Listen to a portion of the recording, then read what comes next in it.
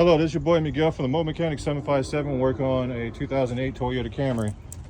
I cannot stand these garbage clips that come with the radiator hose. Unfortunately, I don't have any on site and the customer needs to go to work and is getting late. So what you can do, you could take two of these clamps right here. You can take two smaller ones, undo them, and as you can see, I'm making a bigger one with two clamps.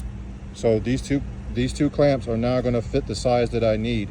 If you're ever in an emergency situation and you have two clamps and you're in a situation that they're too small, just open both of them up and put them together and then clamp them down as usual. And this is will do the same thing. But if you can't get to a store and you're in the middle of bum F Egypt or whatever the case may be, this is what you do.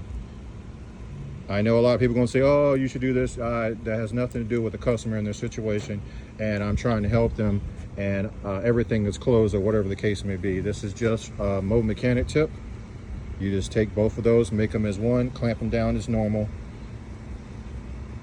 If you like these videos, please like, subscribe, and share. Thank you.